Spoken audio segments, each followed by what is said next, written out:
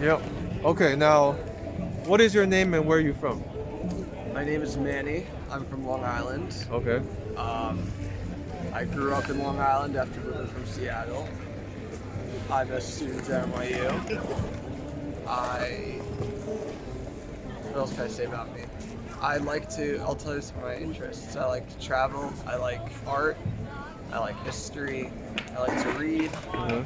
I like music. These are not anything, but these are not anything I'm really going into for college. These are Uh-huh. just things that I enjoy in my spare time, like design, like architecture. These are things that interest me. You're the second guy from Long Island so far. Oh yeah, no, I Yeah. mean we're pretty close to Long Island. It makes sense that they'll filter into here. Yeah. Um, So, you mentioned Seattle. yeah. Do you consider yourself as someone from Seattle? No, I moved when I was like 5 or 6, so I can't say that but I go back every year. My grandparents still live there. A lot of my core memories are from there, um, and I do feel very connected to it, but in a way but not that I feel like I'm a Seattleite. I feel like I'm from New York. Most of my all my friends are here. All my I was raised here, so I was obviously created in a way that I'm more New Yorker than I am West Coast guy. What kind of things you miss about Seattle? Seattle, Seattle's very interesting in the way that um, when you think about New York City and it's all its grandeur. You have pretty much every single type of setting, and it's a lot smaller. It's split into a lot of different towns. Seattle's more of an area. Seattle's like itself, the city of Seattle's very small, but the whole area of it's considered Seattle, Tacoma. Yeah, Seattle, Tacoma, all those areas. But even if you talk more specific, the towns like Capitol Hill and all that. But I like that it's on the water, and it's really like, how do I say this? It's not as much of a melting pot as it is in here. Here you have every single type of thing, but Seattle's like pretty much it's all the way on the top left corner of the U.S. So you're not going to have the same mixture of everything that you have here. And It's not diverse enough. It's not diverse enough. it's actually quite diverse. Is it? Yeah, because that's East Asia comes to America through there. So Yeah. you have a lot of that, but you don't have I wouldn't say there's a big like Latin community in Seattle, which makes sense. And there isn't like a lot of Europeans, but it's the way that Seattle really is proud of their nature. Washington State, the Pacific Northwest in general. They care a lot about their nature. They care about being eco-friendly. So you don't have that many like big skyscrapers. You don't have that many stores that are like mass-produced. They don't like big stores. You get kind of a small town vibe almost, even though it's a major city. And they're known for their coffee. So you sit in coffee shops. There's bookstores. It's a certain aesthetic that you like if you go there a lot. There's people that are from New York City that might go to Seattle, which is another major city, and just not like it because it's not bustling enough. But you kind of go and if you like to sit and you like to just people watch, like that's a great place to go. I think Seattle would be great if it didn't rain all the time. Yeah, probably. Now Get used to it. let me ask you some more like New York centric question here, because you said you're a New Yorker. A Yeah. lot of New Yorkers are moving out of New York. Do you know people who have left, and where are they going? My sister lives uptown, and when COVID hit, she left. She left and she moved to the same town where I live, Long Island, and that was a common thing. People left the city, and there are certain areas that are still dead, and there's no denying it. You go, but it's only mainly residential areas because why do people live in the city? They live in the city for the city. It makes sense that once you eliminate the city aspect to it, then you're left with high prices and small living spaces. So people, I wouldn't say so much young people. It's more people that have families, people that have people that are even of means, people that are wealthier. But if they can, they are leaving because they want more space. They feel unsafe here from COVID. There's not as much reward of being here as there used to be, and I feel it even as a college student. Things are closing at 10 o'clock now. Like half the places are closed, and it's tough. And there's a lot of rules, and it's hard to be social, and so people are leaving, and people have left, and it's going to take a long time to come back. Now you look around, and you wouldn't believe that people are leaving because you're in Washington Square Park. But you go uptown, you go by the water. There's empty apartments, and rent is cheap now because they're pushing out apartments, and there's not a lot of demand to moving into the city. It's expensive. Things are closed, and it doesn't seem like a good idea. But obviously, before COVID, you have everything the city has to offer, so it makes sense. The city is always the dream. I always dreamed of living in the city, and it's sad to see that it's not all it was.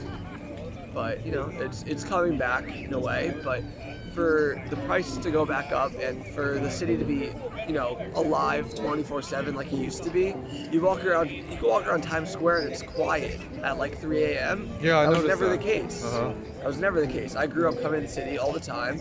I'd be walking through the streets, random streets, not even bustling areas, random streets at 4 a.m. and the lights are still on. That's not the case anymore. So it's very evident that the city's not what it used to be. It's going to take a few years for it to come back comfortably. But until then, you do what you can. Now, if I were to give you 3 wishes, what would they be? 3 wishes. I feel like it's everyone's dream to not have to worry about your financials. That is a burden that ties people down for life. So probably the first one would have to do with wealth. I know wealth isn't everything, but the idea of not worrying about your next paycheck and where your food is coming from is something that no one pretty much the top 1% of the 1% has that feeling. So that would be my first one. The second one, I don't know. I guess it would be. I feel like after once I have that, I'd be able to pursue any sort of lifestyle. Sort of everything out. The second one would probably be some good luck. And what about your health, man? You can't buy that. That would be on my top of my list. I wish for good health for my friends and family. The people, because if the people around you are happy, you'll be happy. That's also just something. If you're surrounded by people that are unhappy, you just won't be happy. Now, let me just say this. If you want to skip any questions, just say skip. Uh-huh. How has peer pressure influenced you in your life when you were younger? Or even right now? Peer pressure is interesting because it can, peer pressure has been an influence in my life. I never felt like I really was that peer pressured. Growing up, I've tried, it kind of gets you to try things and you get to know what you want or don't want. I was peer pressured into drinking or smoking, but it's not the worst thing in the world. I mean, it's not, let me rephrase that. I was not peer pressured into those things, but I've seen peer pressure not, I don't want to say work because peer pressure isn't good. But peer pressure can be positive or negative. You could peer pressure your friends to come out and vote. You could peer pressure, what do you think is going on in the media? It's all peer pressure. Yeah. So It doesn't have to be drinking or drugs. It doesn't have to be drinking or drugs. Now, if your friends are peer pressuring you to try something that you really don't want to, that could be really detrimental to your health, those aren't real friends. You're a test subject. So, and yeah. So I mean, peer pressure I'm so indifferent to because it wasn't a huge part of my life, and I think it could be positive. So. Now, you said you're a student, right? Yeah. There's a lot of people who go to school or go to a school and then they're in the school bubble. Are you someone who considers yourself to be within the bubble, or are you branching out? And what do you think about other students who do that, who just stay within that bubble and don't branch out? I would say I'm unfortunately within the bubble in a way that I don't want to be. I like branching out. I adventure. I see the city. I go out, wherever. But because of the new social norms of COVID, it's hard to make friends, and the people you meet are people that you're able to meet because you can't meet people anymore. Um, you can't meet people in the street because there's such a huge psychology to meeting people. It's an extreme language is an extremely difficult concept to grasp. There's so much going on, and people still don't understand the concept of language. So I would say that I've not been meeting a lot of people. It's unfortunate because I know a lot of people. Back at home, I know everyone in my town. It's not even a small town. But I came to the city and I was expecting hopefully to meet a lot of people, and I just haven't really been doing so well because of all the obstacles that I face. So because of this, I'm more in the bubble. I've stuck to people that I know. I know a lot of people here, thank God, but I've been sticking to people that I know, and I hope to continue to, I'll still continue to try, but hopefully I meet more people. One of the reasons why I'm making this is because people can meet you by not even meeting you. You see what I'm saying? Because a lot of people are in your shoes. They want to meet people, but they're not able to.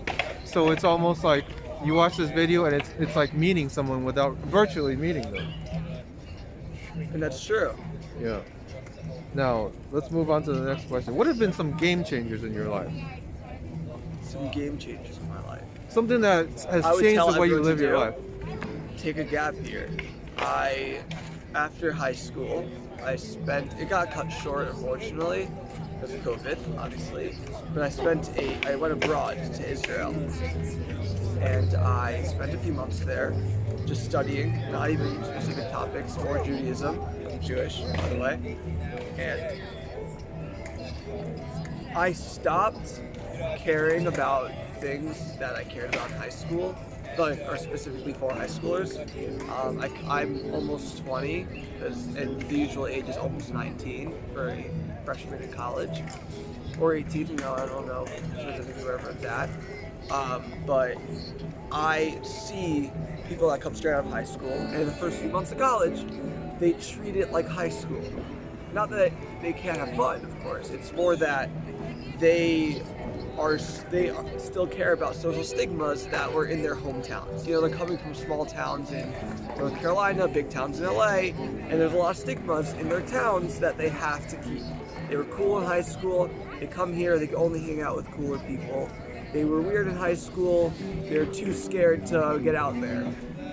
And that's not true, and things are relative, and you come to college and you find people hanging out. There's a spectrum of people. There's the weirdest person in the world, there's the coolest person in the world, and there's everything in between.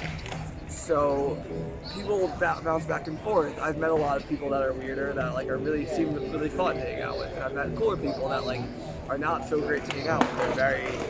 They seem like they're in high school. Yeah. They have to talk about things that are only relevant in high school. So taking a gap year put a lot of things into perspective. I feel more mature in a way, but I still have fun. I still drink and all that. It's just because that has nothing to do with high school. It's just if you're gonna go to a park at night and drink a crowd of 100 people, that's kind of high school. So you did a year in Israel. Yeah. You speak Hebrew? A little bit, yeah. What are some phrases or interesting sayings in Hebrew that you would like the people out there to know? I'd like people to know. Yeah. Other than shalom, of course. Yeah, there's shalom, and then obviously Hebrew is actually it's obviously not an easy language to get, but it's simple to get around because the how, why, what, who are just are simple words. It's not phrases like you'll find in some Asian context or German or all these things. It's not a phrase, so you get to use classic words that are almost immediately translated to English. So I went to Jewish school my whole life, so I had a basic understanding of the language. And you go to Israel and you can get around. It's the craziest thing. You can get around and you can buy food and you can